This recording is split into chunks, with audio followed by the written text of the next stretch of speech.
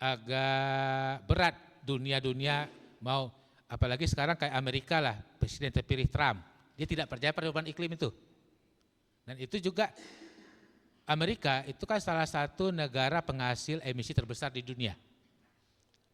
Nah, Amerika tidak mau merubah kebijakannya, misal gitu ya. Kalau kita dengan pola politik saat ini ya. Terus Indonesia sebagai salah satu negara terbesar untuk penyerap emisi juga menimbulkan emisi baru lagi nih. Nah, ini di dunia bagaimana masa depan perubahan iklimnya? Dan pastilah kejadian seperti Los Angeles, kejadian seperti Australia yang terbakar, kejadian negara-negara gurun yang dingin, yang pernah salju, terus yang gelombang panas yang menyerbu Eropa masa lalu, terus juga kejadian asap dan kejadian banjir dan longsor di Indonesia yang menimbulkan dampak begitu parah. Itu kalau udah alam apa ya pasti agak susah kita kendalikan. Kita belajar dari kasus kebakaran hutan dan lahan lah misalnya. Adapun anggaran kita, adapun tenaga manusia kita, adapun teknologi kita. Kalau nggak seperti yang dulu, misalnya pencegahan dini itu dilakukan, kalaulah di saat kebakaran hebat yang bisa memadamkan api masalah itu kan adalah hujan. Kan dulu kita pernah melihat ya, ada pasukan bomba dibantu Malaysia dulu, kan api tidak pernah padam juga tuh. Karena itu tadi yang namanya gambut kering dan kondisinya luar biasa, itu tidak akan mampu ditangani oleh manusia kecuali dalam pencegahan. Dan pencegahan ini, lanjut, ini yang kita lihat, lanjut. Misalnya tadi ada kebijakan pemerintah untuk mengkoreksi kesalahan waktu penanganan asap. Dan kita bisa buktikan di beberapa tahun ini penanganan dan pemulihan itu berjalan. Artinya ada beberapa tahun yang saat ini kita aman dari asap. Nah, terus kita punya Undang-Undang nomor 16 tahun 2016 di mana undang-undang ini meratifikasi Paris Agreement yang kita kenal dengan nama Undang-Undang Perubahan Iklim. Artinya Indonesia punya undang-undang terkait dengan perubahan iklim. Terus Indonesia juga membuat dokumen NDC, di mana komitmen Indonesia untuk sebagai pemimpin isu perubahan iklim secara global, Indonesia itu akan mengurangkan emisi bersih, mengurangkan 55% dari sektor total emisi Indonesia itu dari sektor hutan dan lahan. Di mana di dokumen kita itu 29% dengan melalui usaha sendiri, 41% jika ada bantuan internasional, harapannya di 2030 dengan komitmen Indonesia sendiri itu kita PD akan net emisi katanya di dokumen itu. Apalagi jika ada bantuan internasional, apalagi kalau teman-teman dia tahu kemarin itu juga kan sudah dirilis juga misalnya perdagangan karbon, bursa perdagangan karbon kan gitu nih. Itu kan bagian-bagian dari situ untuk mempercepat bisa jadi dengan bantuan internasional kita bisa percepat sebelum 2030 bisa net emisi, bahkan juga bisa menargetkan lebih dari 55% emisi kita bisa terserap. Artinya dari dokumen kebijakan pemerintah kita melihat itu cukup kuat untuk isu perubahan iklimnya. Terus ada lagi Perpres tentang dokumen ini juga Riau terlibat juga nih dokumen penyusunan jangka panjang untuk penurunan emisi karbon 2050 ini untuk total seluruh bidang bukan di lahan. Terus ada Perpres nomor 98 tahun 2001 di mana upaya Indonesia mencapai target NDC dengan penyelenggaraan ekonomi karbon, pengendalian emisi rumah kaca dalam pembangunan nasional. Dan kita punya kebijakan itu punya harapan yang tinggi bagaimana sektor hutan dan lahan ini bisa menjadi pemain penting jika hutannya dijaga, hutannya dipulihkan, masyarakat bisa sejahtera, juga isu pemanasan global itu Indonesia bisa memberikan contoh kepada bangsa di dunia bahwa Indonesia serius dalam isu perubahan iklim. Terus ada juga SK Menteri Kehutanan Lingkungan Hidup dan Kehutanan nomor 98 tentang panduan permen untuk pencapaian volume net sink. Salah satunya itu Riau, salah satu target provinsi untuk penurunan emisi di sektor hutan dan lahan. Ada 17 provinsi yang ditetapkan oleh pemerintah untuk komitmennya di sektor hutan dan lahan penurunan emisi. Lanjut. Ini yang langkah-langkah yang kita lihat di dalam kebijakan implementasi volume net sink tadi, di mana kata kuncinya ada penurunan deforestasi dan degradasi hutan. Nah, pertanyaan kita 20 juta hektar tadi itu ada nggak jaminan tidak merubah dan membuka hutan baru untuk sektor hutan dan pangan? Padahal di dokumen kita itu kan diturunkan. Yang apa tadi? Yang moratorium ada nggak? Oke. Ini sebelum slide tadi ya? Oke, sebelum slide ini lanjut. Ini yang langkah-langkah yang di ini yang langkah-langkah yang diambil di kebijakan penurunan emisi di sektor hutan dan lahan, di mana kebijakan implementasi volume net sink itu ada langkah penurunan emisi, artinya hutan yang rusak itu dipulihkan, hutan yang bagus dijaga. Itu sederhananya begitu. Artinya dari total kawasan hutan yang ada di Indonesia dari data pemerintah, yang bagus itu dijaga, yang rusak itu dipulihkan. Apakah kemudian dengan ekonomi, dengan pangan, dengan apa, itu teknis ya. Tapi minimal wilayah-wilayah yang rusak itu dipulihkan. Terus pengelolaan ekosistem gambut. Nah, di Riau juga menjadi penting gitu, karena kita 55% gambut. Nah, terus pengelolaan hutan berkelanjutan, ini yang sudah existing, HPH, HTI dan sebagainya. Terus pengendalian kebakaran hutan dan lahan.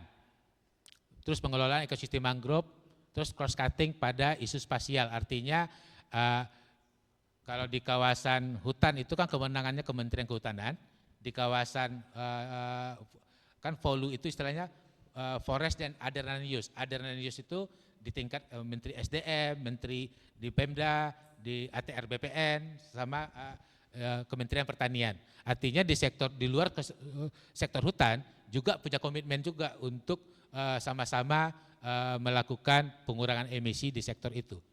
Terus peningkatan cadangan karbon. Tadi yang saya singgung tadi baru launching kemarin di Bursa Karbon oleh Menteri Kehutanan dan Menteri Lingkungan Hidup sama OJK. Terus konservasi keanekaragaman hayati dan kajian lingkungan. Ini langkah-langkah ini yang diambil untuk melakukan komitmen implementasi di sektor hutan dan lahan. Lanjut. Nah, ini lagi kebijakan-kebijakan yang sudah dilakukan oleh pemerintah terkait dalam komitmen mereka di sektor hutan dan lahan dan perubahan iklim. Kita punya namanya Instruksi Presiden nomor 5 tahun 2019 tentang penghentian pemberian izin baru, artinya kebijakan moratorium. Artinya impres ini masih berlaku, di mana moratorium ini itu tidak ada lagi pembukaan hutan baru untuk pembangunan. Itu di hutan alam dan gambut. Terus ada Impres nomor 8 tahun 2018 tentang penundaan dan evaluasi perizinan perkebunan kelapa sawit. Terus ada PP nomor 24 tahun 2001 mengatur keterlanjuran kegiatan budidaya dalam kawasan hutan melalui skema TORA dan perhutanan sosial untuk dikonversi menjadi sistem agroforestry dan peningkatan kualitas tutupan lahan sebagai bagian dari program jangka benah. Artinya di Riau ini punya peran penting juga di sini karena kita hampir semua kawasan hutan kita sudah berubah fungsi, tinggal ada kebijakan jangka benah atau kebijakan pelepasan kawasan dan sebagainya. Nah, masuk kita sasarannya bisa di situ, tapi jangan hutan baru dibuka gitu loh. Terus ada Permen LHK nomor 8 tahun 2001 tentang penetapan batas unit PBBH dan industri-industri kehutanan, termasuk juga kawasan lindung dan resapan air. Terus ada Permen LHK tahun 9 tahun 2001 perlindungan terkait dengan deforestasi, peningkatan cadangan karbon, pengelolaan ekosistem gambut, pengendalian kebakaran dan konservasi keanekaragaman hayati melalui program perhutanan sosial. Nah, artinya kalau di Riau kita lihat dulu kita pernah dicadangkan 1,1 juta hektar untuk perhutanan sosial untuk rakyat di kawasan hutan. Sekarang dengan perubahan-perubahan namanya, kalau di teknis bahasanya kan 1,1 juta itu tercatat di peta pemerintah itu namanya PIAP. Nah, di PIAP terakhir kita itu tinggal 400.000 yang untuk perhutanan sosial. Artinya sudah berkurang juga alokasi perhutanan sosial untuk rakyat. Terus ada nama Permen LHK nomor 7 tahun 2001 tentang prosedural pelepasan kawasan hutan untuk kepentingan pembangunan di luar kegiatan kehutanan. Itu bisa dilakukan di HPK, ini kriterianya ada. Artinya langkah-langkah itu ada. Next. Nah, ini kita bilang kontradiksi dengan rencana kebijakan hutan cadangan pangan untuk pangan dan energi dengan kebijakan volume netting sama kebijakan moratorium yang ada saat ini. Artinya pemerintah berencana menjadikan hutan seluas 15,53 juta yang belum berizin. Artinya wilayah-wilayah hutan alam atau kawasan hutan yang belum yang diberikan izin menjadi subjek untuk digunakan untuk menjadi tanaman pangan dan energi. Terus ada 5, juta hektar yang sudah berizin. Artinya pemerintah melihat, kalau kita setuju di sini yang 5 juta itu artinya banyak sekarang yang wilayah-wilayah berizin, baik itu di sektor HTI, perkebunan dan sebagainya kan tidak maksimal menggunakan lahan. Misalnya dia punya lahan izinnya 10.000, tiba-tiba cuman di lapangan dia cuman mengelola 2.000, 3.000. Itu bisa kita dorong untuk situ misalnya. Karena ketidakmampuan mereka menjaga izin, atau juga ada yang wilayah berkonflik. Kenapa misalnya kita cek lah di data kita, rata-rata perusahaan HTI di Riau itu kan berkonflik. Nah, konfliknya itu kan terus perusahaan selalu bilang produksi kami tidak maksimal karena lahan kami berkonflik. Nah, artinya yang berkonflik ini kan bisa kita jadikan konteks penyelesaian, misalnya tentang bicara tata kelolanya, tata kuasanya, tentang legalitasnya, sehingga kita juga bisa mengerem HTI itu. Oke, yang produksi saja kau maksimalkan, yang berkonflik itu bisa kita jadikan memberdayakan masyarakat untuk sektor pangan dan energi misalnya. Nah, itu kita setuju. Nah, yang kita khawatirkan itu kan yang 15,53 tadi, itu dia akan ambil di kawasan hutan alam dan hutan lindung. Demi alasan untuk pangan dan energi, saya pikir ini langkah bodoh dari pemerintah jika tidak belajar dari kejadian kebakaran hutan dan lahan yang melanda masa lalu. Apalagi kita juga tahu sendiri, wilayah yang besar-besar dibuka itu enggak ada juga jaminan tata kelolanya juga baik. Misalnya kita juga punya pengalaman di zaman Soeharto dulu membuka 1 juta hektar gambut untuk pangan di Kalteng. Nah, sampai saat ini kan jadi sarang api aja tuh di Kalteng tuh. Nah, begitu juga di zamannya SBY, ya di zamannya Jokowi yang memberikan izin besar-besar, tetapi ketidakmampuan mereka di dalam mengelola izin juga tidak, istilah kita itu kan izin itu lebih banyak, ini pertanyaan kita kan belum bicara kepada siapa yang mengelolanya. Ini kan baru rencana pembukaan nih. Tapi kalau biasanya dari pemerintah itu pasti adalah perusahaan, karena mengharapkan rakyat membuka 15, juta itu pastilah pemerintah tidak ada duit tuh.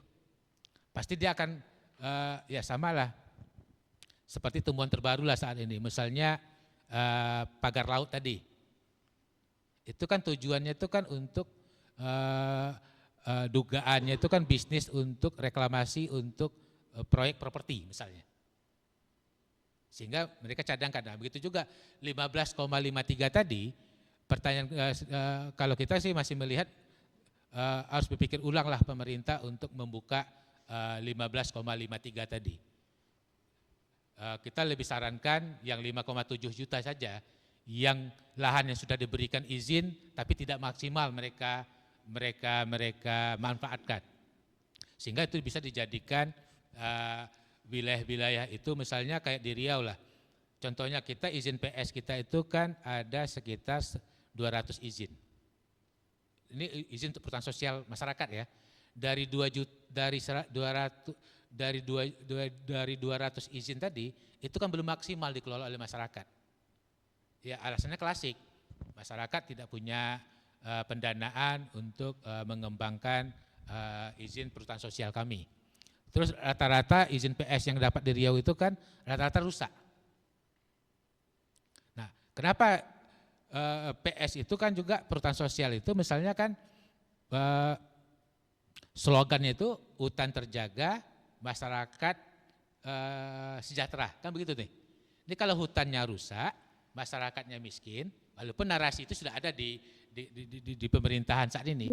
Nah, kita mengajak yang wilayah-wilayah rusak itulah dibantu oleh pemerintah untuk pemberdayaan masyarakatnya, pengembangan sektor energi dan pangannya, sehingga lahannya maksimal digunakan, tanamannya atau komoditasnya itu kan bisa dimanfaatkan untuk kebijakan pangan atau energi yang akan dilakukan. Terus kita melihat juga rencana ini tentu tidak berjalan dengan kebijakan volume netting tadi. Dari 190 juta hektar di dokumen volume kita tadi, itu kan dari hitungan implementasi volume, itu kan dengan komitmennya kita 29% saja, itu kan 2030. Nah kalaulah nanti akan dibuka baru lagi, kita asumsikan sajalah 15 juta hutan alam dan hutan lindung yang akan dibuka, tentu kan akan menjadikan emisi baru lagi tuh. Karena yang 5 juta tadi itu kan yang hutan yang rusak dan tidak, yang izinnya tidak maksimal. Nah yang kita pertanyakan itu kan yang 15 juta tadi. Nah kalau 15 juta ini dilanjutkan, pastilah untuk mencapai pengurangan net emisi di sektor hutan dan lahan tidak akan tercapai. Artinya Indonesia juga tidak serius juga di dalam memerangi isu perubahan iklim di tingkat global. Walaupun di narasi-narasi kita bicara di global, kita pun masih dikenal sebagai bangsa yang besar untuk menjadi pemimpin di sektor perubahan iklim. Itu di kampanye internasional, tapi perangainya itu bertolak belakang. Nah kita ingin melihat pemerintah itu kan harus inline, jangan mempunyai kebijakan yang satu bagus, satu jahat gitu loh. Harusnya kan kebijakannya itu kan bagus semua itu. Dan saling mendukung harusnya. Nah kebijakan 20 juta itu bertolak belakang lah, karena dua menteri yang akan bertanggung jawab di situ ya, di Menteri Kehutanan dan Menteri Lingkungan Hidup yang untuk menyiapkan lahan dan tata kelolanya. Walaupun nanti ada SDM, ada Menteri Pertanian, tapi di Kementerian Kehutanan kita mempertimbangkan atau mengharapkan terlalu ambisi dia untuk melepaskan 20 juta hektar untuk sektor di situ. Walaupun teman-teman media juga pernah dapat juga dokumen kebijakan dari Kementerian Kehutanan ya terkait rencana mereka untuk menjelaskan ini, tapi yang belum mereka jelaskan itu 20 juta ini hutan alam atau tidak. Lanjut. Nah ini yang terakhir, yang catatan paradigma untuk dipertimbangkan kepada publik dan pemerintah. Pertama kita perlu prinsip kehati-hatian. Pemerintah perlu menerapkan prinsip kehati-hatian dan meninjau ulang kembali kebijakan ini hutan sebagai cadangan pangan energi seluas 20,7 tadi. Karena dari catatan kita masih banyak peluang-peluang usaha, peluang-peluang pangan tanpa harus mengorbankan 20, juta tadi. Misalnya memaksimalkan lahan-lahan terlantar yang sudah rusak untuk dijadikan pangan, terus mendorong ya dari data kita itu eh, apa namanya, dari dokumen moratorium, dari 190 juta hektar yang dimoratoriumkan tadi, terus dari rencana volunexing dari 190 juta tadi, itu kan kegiatan pemulihan sama ekonomi kan berbanding lurus. Artinya misalnya kayak kita yang di pengalaman kita di Riau misalnya, kita ada wilayah di Meranti, itu kan tanaman utama mereka itu kan adalah sagu. Sagu itu juga kan tanaman pangan ya. Nah, tanaman sagu yang dikembangkan di Meranti itu kan bukan monokultur, dia juga menanam tanaman hutan. Artinya hutannya dipulihkan, sagunya diambil untuk produksi. Artinya kan sejalan, upaya ekonomi dengan upaya perlindungan dan pemulihan itu berjalan. Begitu juga nanti misalnya kami menanam aren misalnya. Ya aren carilah wilayah-wilayah yang rusak. Ini kan terbalik, dibersihkan lahan dulu baru ditanam aren. Nah itu luar biasa nanti dampaknya. Terus di dalam kajian kita juga penting, misalnya kajian KLHS, itu harus menjadi dokumen penting juga yang dilakukan pemerintah jika membangun sesuatu, memperhitungkan daya tampung dan daya dukung lingkungan. Nah kalau kebijakan ini tidak mempertimbangkan prinsip kehati-hatian, misalnya tadi di pemerintah di dokumennya kehutanan misalnya, salah satu sumber dari 20 juta hektar tadi itu kan berasal dari hutan lindung. Padahal hutan lindung sendiri mempunyai fungsi penting lagi, bukan hanya aspek ekonomi nih. Misalnya kayak contoh dari temuan kita misalnya, kenapa banjir kalau buka Koto Panjang itu banjir? Kan gitu ketakutan orang sini. Kalau pintu PLTA sudah dibuka, itu akan banjir. Padahal di dokumen pembangunan dulunya, PLTA itu kan juga salah satunya tujuan utama PLTA itu kan menahan banjir. Nah persoalannya di sekitar dulu itu yang kita tolak dulu awal pembangunan PLTA Koto Panjang tahun 97. Kita menolak penggusuran orang, ada 20 kampung di situ ya, penenggelaman berapa hutan dan sebagainya. Salah satu dasar pertimbang kita itu, apa jaminan proyek ini bisa memastikan fungsinya itu berjalan. Terus memperhatikan aspek tata kelolanya. Misalnya, kenapa PLTA itu tidak kuat lagi nahan banjir di samping pendangkalan, juga wilayah water catchment area dan wilayah lindung yang di peta sebelum pembangunan itu kan luas tuh. Sekarang kan sudah berubah fungsi. Kalau nggak jadi sawit, jadi apa tuh damar atau apa namanya, sudah wilayah-wilayah penting itu sudah berubah fungsi. Nah, apalagi kawasan lindung dirubah fungsinya menjadi pangan dan energi. Nah, pemerintah juga prinsip kehati-hatian penting karena jangan dipertentangkan antara ekonomi dengan lingkungan. Harusnya itu senapas.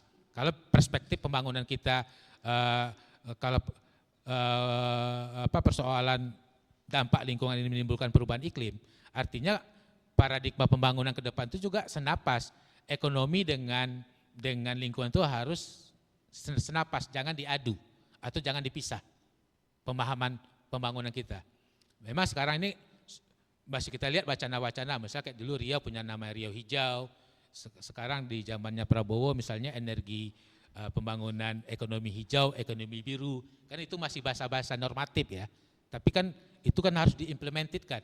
Nah ini yang kita bilang prinsip kehati-hatian itu harus menjadi penting. Terus perbaikan tata kelola, ini juga harus menjadi PR kita juga, karena misalnya untuk di Riau saja, tapal batas hutan dan kawasan hutan juga belum jelas. Terus audit dan review perizinan juga belum jelas. Misalnya kayak di Riau, temuan 1,8 juta hektar sawit dalam kawasan, itu kan PR itu. Nah itu kan juga harus ditingkatkan dulu tata kelolanya, diperbaiki tata kelolanya, diperbaiki legalitasnya, baru kita dorong intensifikasi dan hilirisasi di sektor hutan dan lahan tadi untuk meningkatkan nilai tambah produk. Walaupun nanti kebijakannya kami akan kebijakannya itu semua sektor-sektor ini untuk kebutuhan dalam negeri misalnya. Misalnya pemerintah nanam aren, nanam padi, nanam jagung, itu untuk memenuhi kebutuhan dalam negeri. Nah, pertanyaan di kita sendiri, kita itu tidak serius mengembangkan produk atau mengembangkan komoditi. Contoh kayak sawit. Rata-rata produksi sawit kita berapa per hektarnya? Paling banyak itu kan baru rata-rata 2 ton. Padahal kalau dia serius, kebijakan serius untuk mendorong memperbaiki tata kelola, misalnya dari input pupuk, infrastruktur, harga, dan sebagainya, itu bisa possible-nya itu di angka 6 ton per hektar. Artinya jika 1 hektar bisa menghasilkan 6 ton, ngapain kita melakukan ekspansi, perluasan. Begitu juga jagung, produksinya masih rendah. Dan juga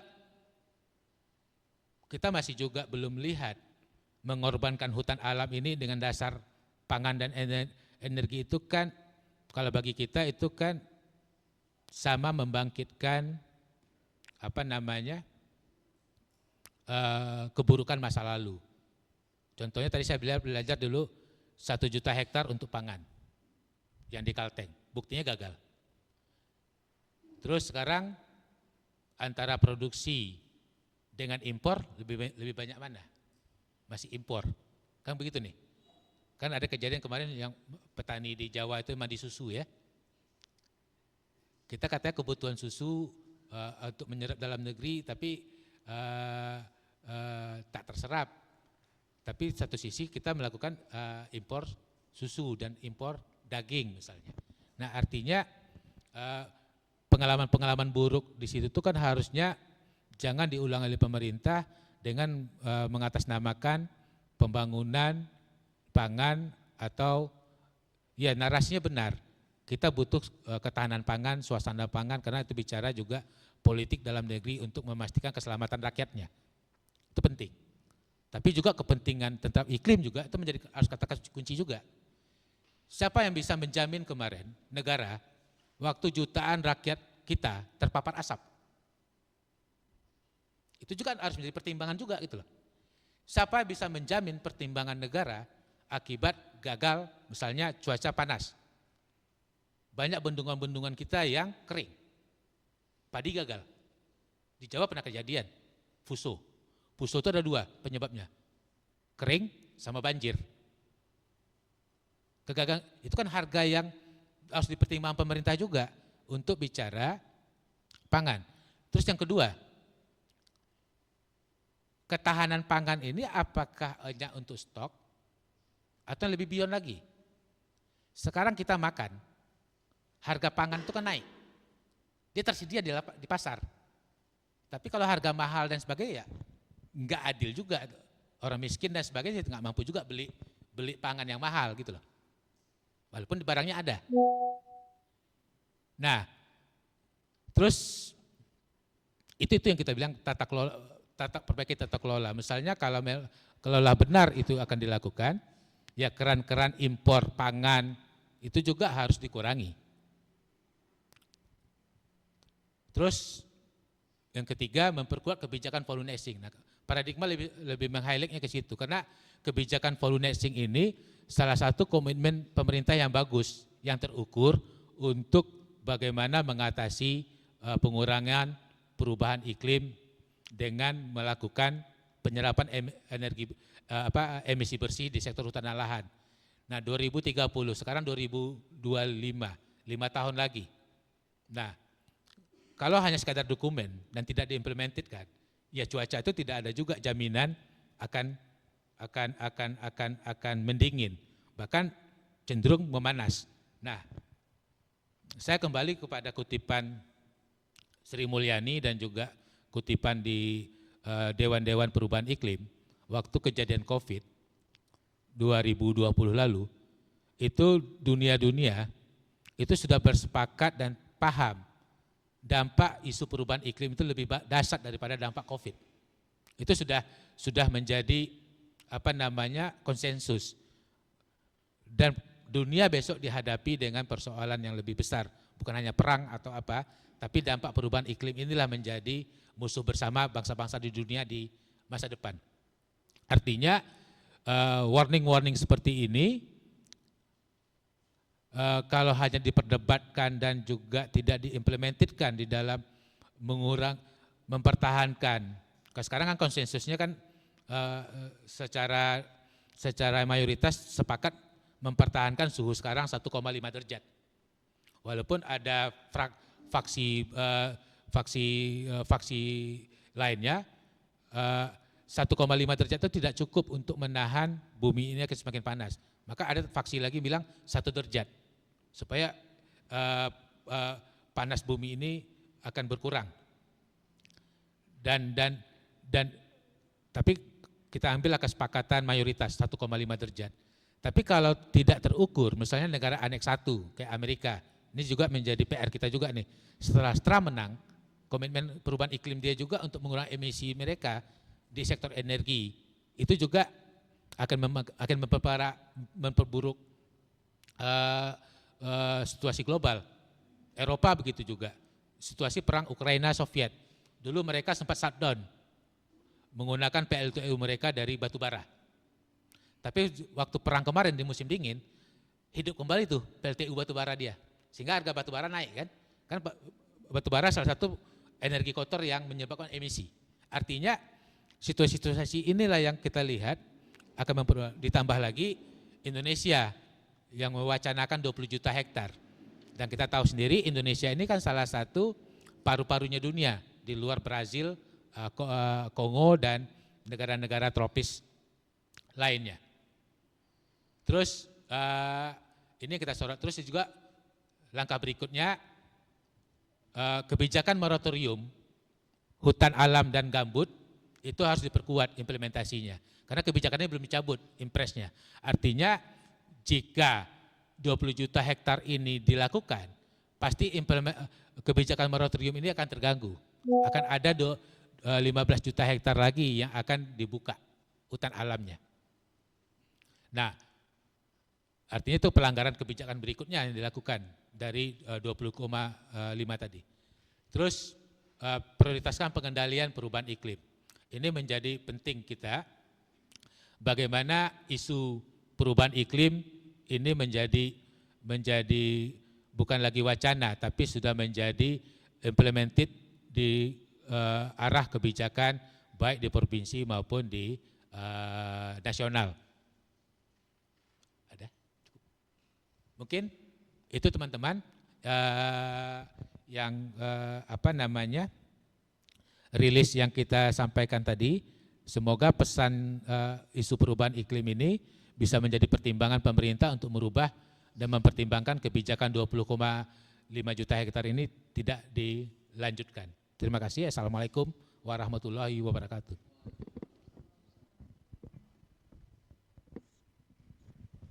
Baik, terima kasih kepada Bang Riko secara kompleks menjabarkan tentang pandangan paradigma tentang program yang akan dijalankan pemerintah untuk menjadikan hutan cadangan pangan dan energi seluas 20,7 juta hektar.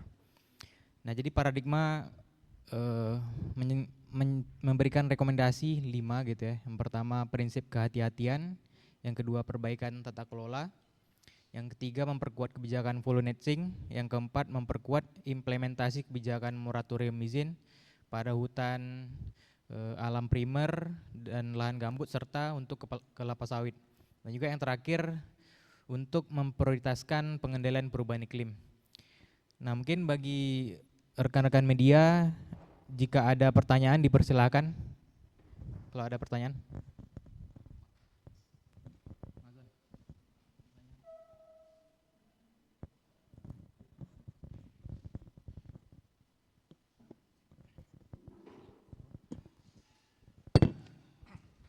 Oke, baik, perkenalkan saya Haldi dari tangkasi.id. Saya ingin bertanya, Menhub sudah menyatakan bahwa ada beberapa lahan yang sudah di listing. Paradigma punya bocoran data tidak di Riau, lahan apa saja yang lahan di mana saja yang akan digunakan dan berapa luas di Provinsi Riau yang akan dimanfaatkan lah oleh Menhub dalam skema dan konsep yang dicanangkan itu. Mungkin itu dulu pertanyaan dari saya.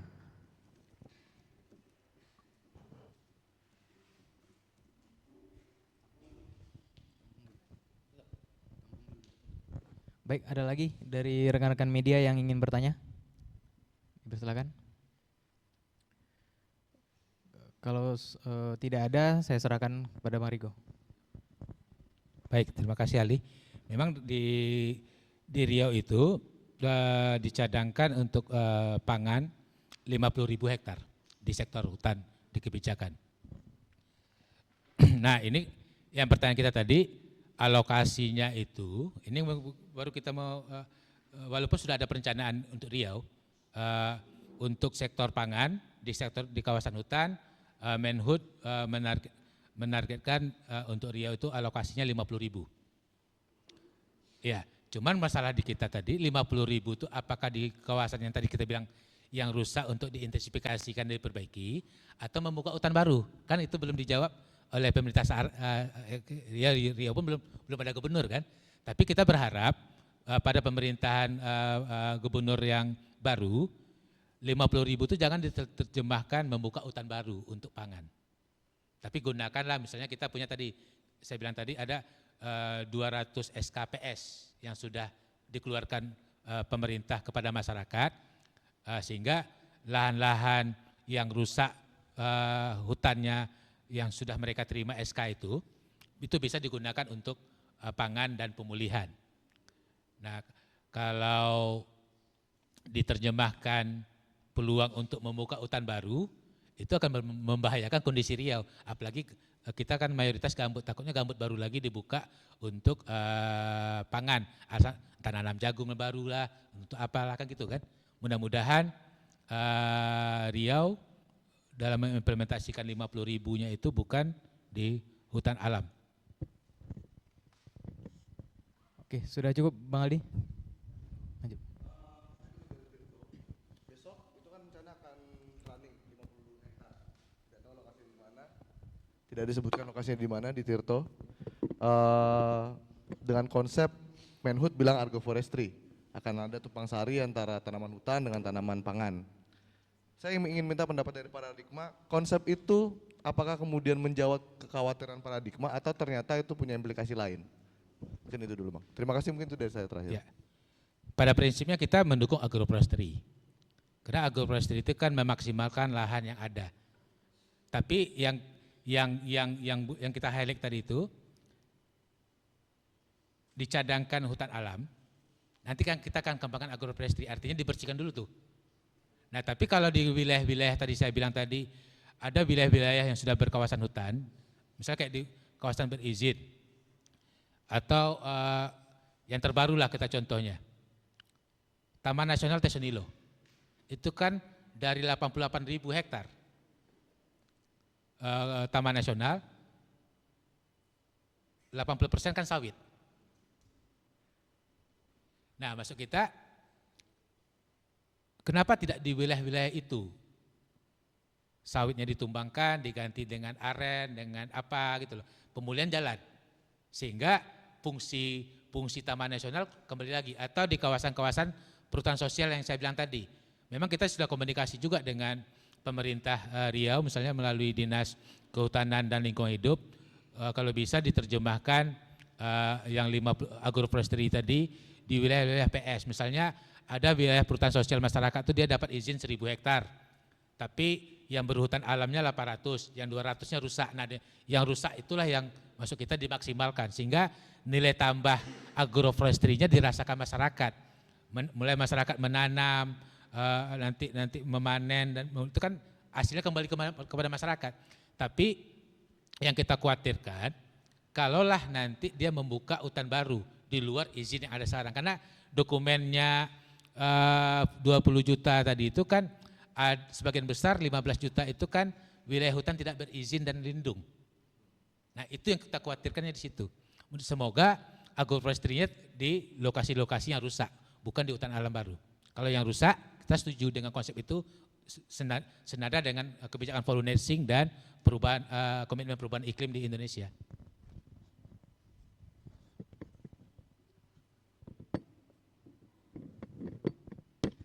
Oke, baik. Selanjutnya silakan kepada rekan-rekan media, kalau dirasa ada pertanyaan, saya persilakan.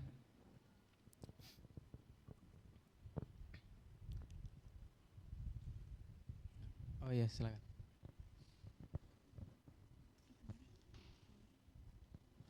Sebelumnya perkenalkan Bang, saya Aisyah dari Bahana Mahasiswa. Jadi ingin bertanya, untuk kebijakan Volunet-Sync sendiri bagaimana jika kita menempatkan diri kita sebagai masyarakat, bagaimana masyarakat itu bisa ikut andil dalam kebijakan Volunet-Sync ini?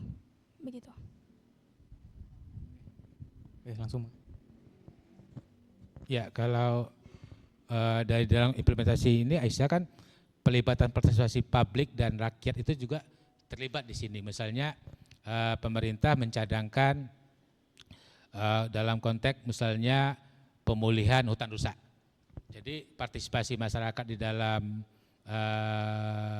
membangun dan memulihkan itu dibantu oleh pemerintah untuk wilayah rusak tadi bisa produktif, tapi fungsi kawasan hutannya jalan lagi. Misalnya kita merestorasi gambut untuk kesejahteraan masyarakat.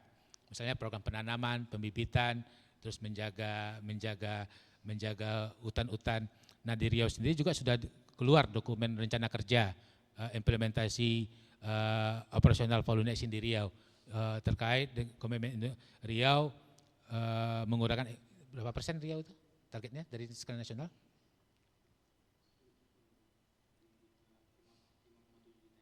Ya, 5,7 juta hektar Riau itu untuk melakukan upaya implementasi Volunet-Sync, artinya 5,7 juta itu mana yang bagus dipertahankan, mana yang rusak dipulihkan. Nah pemulihannya itu kan bisa melibatkan partisipasi masyarakat, terutama masyarakat di tingkat desa yang wilayahnya yang menjadi sasaran implementasi Volunet-Sync itu di Riau. Oke, baik. Selanjutnya ada lagi kira-kira dari rekan-rekan media yang ingin bertanya?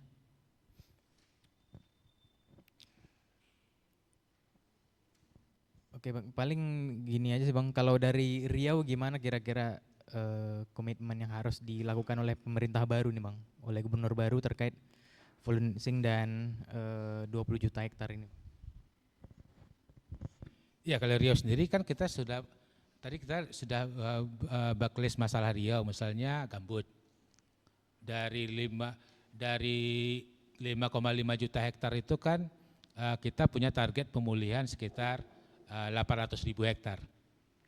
Itu juga bukan dokumen kita ya, tapi itu dokumen pemerintah yang diimplementasikan di Kementerian Lingkungan Hidup dan Badan Restorasi Gambut. Di mangrove juga, misalnya pulau-pulau pesisir yang Rupat, Rangsang, Bengkalis, dan juga Indragiri Hilir, itu juga ada target pemulihan perlindungan mangrove seluas 300.000 hektar. Belum lagi persoalan kita yang besar misalnya, 1,8 juta hektar sawit dalam kawasan hutan.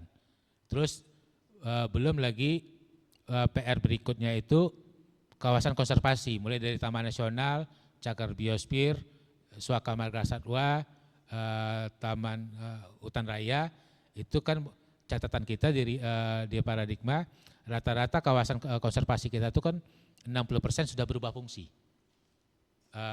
rusak. Belum lagi kejadian-kejadian tadi lah, banjir, kemarin juga konflik satwa makin tinggi, terus juga teman-teman juga kan pernah merasakan tahun lalu kita pernah mengalami cuaca yang sangat panas ya. Dan tantangan berikutnya tahun ini juga cuaca akan lebih panas daripada tahun lalu. Nah, jika ini tidak menjadi warning dan kebijakan Volu dan kebijakan moratorium dan pemulihan dan perlindungan gambut tidak ditinggal, nggak ada jaminan tahun ini kita akan terjadi asap lagi. Padahal pemerintah sudah bisa menyelesaikan asap di masa lalu nih, tapi karena mengejar program baru, program-program yang bagus saat ini ditinggal. Tadi yang kita bicarakan tadi kan bukan kebijakan paradigma nih, tapi itu kebijakan pemerintah terkait di sektor tadi. Nah takutnya kebijakan ini ditinggal, kita lebih konsentrasi untuk mengejar program pangan dan energi, sehingga ancaman ke Riau ke depan itu pastilah Riau itu boleh dikatakan salah satu wilayah Indonesia yang kondisi hutan dan wilayahnya yang butuh perhatian khusus untuk pemulihan dan perlindungan. Karena rata-rata wilayah kita sudah rusak. Dan jika tidak diperbaiki, ya pasti akan menimbulkan dampak yang luar biasa, apalagi Riau ini cukup pengalaman juga untuk bicara ekspansi ya. Karena rata-rata dua sektor ini kan ada pengalaman di Riau nih, sawit sama HTI itu ya Indonesia belajarnya di Riau lah sebenarnya. Nah kalau untuk bicara ekspansi ya gampang sekali mereka itu. Nah tapi maksud kita tadi yang 5,5 juta hektar gambut di Riau itu harus diperhatikan, 1,8 juta hektar sawit dan kawasan juga harus perhatian, 60% wilayah konservasi itu juga harus diperhatikan.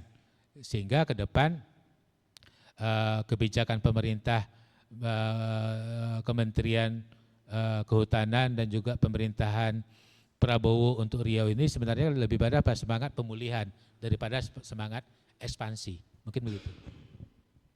Oke Bang. Mungkin saya tanyakan sekali lagi, jika ada pertanyaan dipersilakan. Oke. Masih ada, lanjut aja.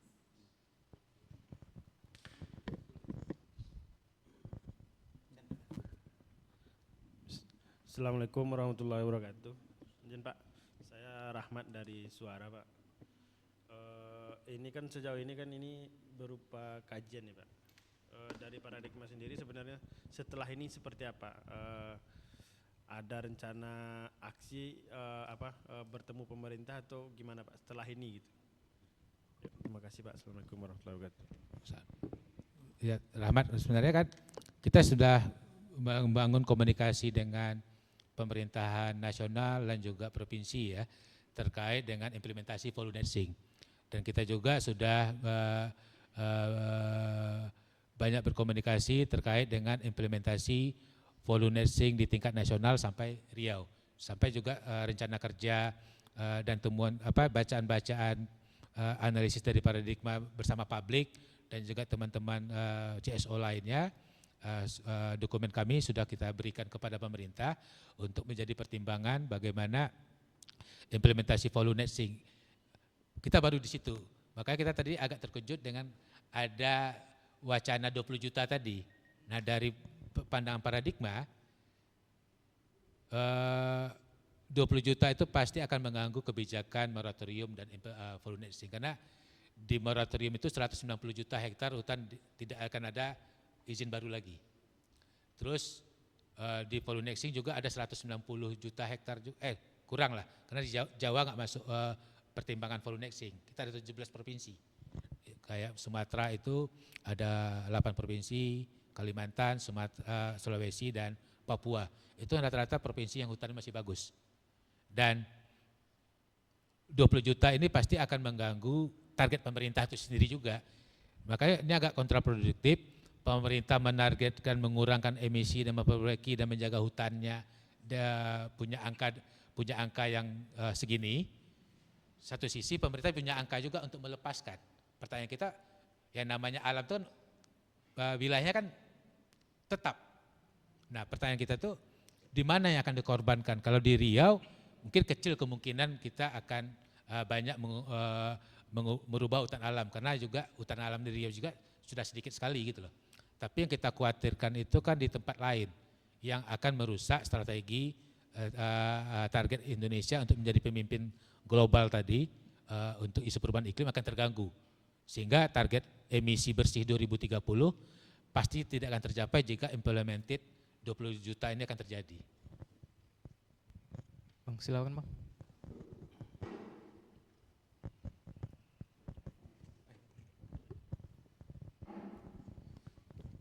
Assalamualaikum warahmatullahi wabarakatuh. Abdul Hafiz dari ranahrio.com. Ini kan wacana dari Kementerian Kehutanan Pak ya, terkait masalah untuk peningkatan sumber energi, pangan dan air. Itu ya kalau nggak salah. Terus gimana dengan kementerian lain Pak, kayak kementerian di bidang energi, kemudian kementerian di bidang pertanian dan perkebunan, apakah dari paradigma tidak ada menjajaki misalnya pangan di Indonesia itu sampai saat ini apakah mengalami peningkatan per tiap tahunnya, itu kan tentu jadi bahan dasar pertimbangan Pak. Apakah ini kajiannya khusus untuk kehutanan saja? Apakah untuk kementerian yang lain itu tidak ada perbandingan data Pak? Baik, Hafiz. Ya itu yang kita pertanyakan. Sebenarnya kan angka ini muncul tentu pasti ada rapat koordinasi antar mereka. Di pemerintahan maksudnya ya. Kan itu kan yang disampaikan oleh Presiden gitu ya. Artinya Presiden pengen ketahanan pangan, energi kita tercapai dengan cepat. Dan kenapa Menteri Kehutanan? Karena memang seluruh kawasan hutan itu kan kewenangan dia. Jadi ya itu yang masuk kita tadi yang kita pertanyakan tadi itu. Kenapa di kawasan hutan dijadikan sasaran? Kenapa tidak misalnya di bidang APL, ya misalnya kayak tadi lah di Pulau Jawa misalnya kan masih banyak juga tuh lahan-lahan sawah mereka yang tidak maksimal. Atau di daerah-daerah Riau lah contohnya, di luar kawasan hutan kan ada juga APL kita yang tanah kosong. Walaupun tanah kosong tanda kutip ya, entah ada pemiliknya atau tidak.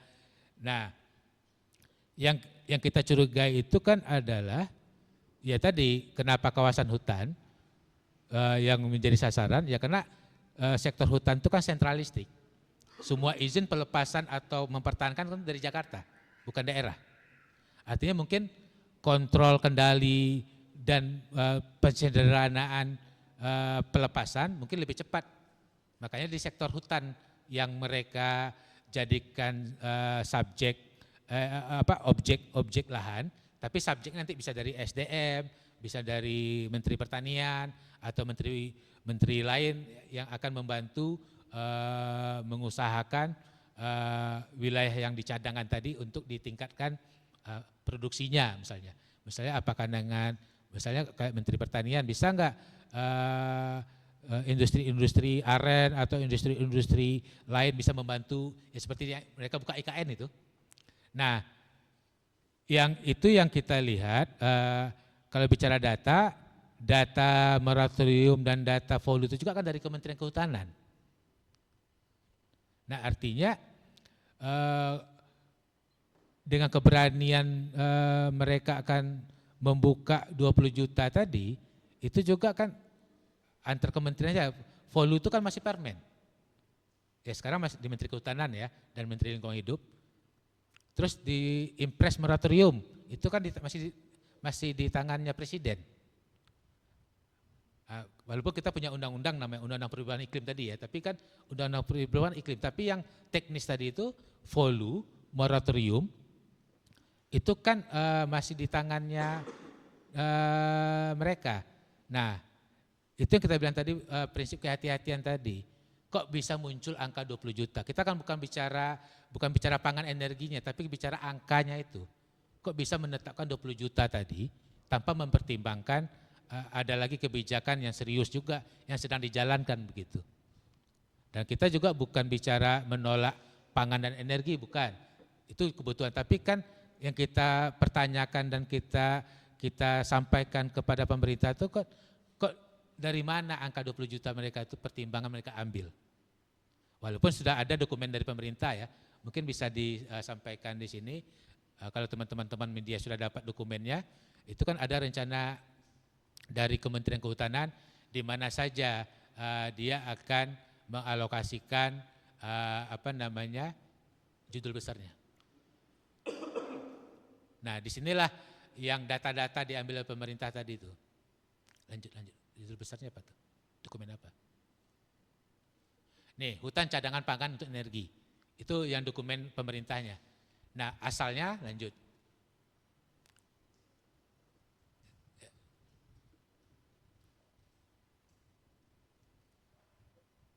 Yang 15 juta dan apa? Ini asalnya. Nah, itu dia. Masuk kita kan datanya itu kan dari mereka juga. Rencananya juga dari mereka juga.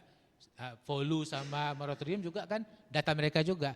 Nah, kalaulah melihat itu, ya, makanya saya bilang tadi yang di angka 15 juta tadi itu besar kemungkinan hutan alam dan hutan lindung yang akan dikonversi menjadi pangan.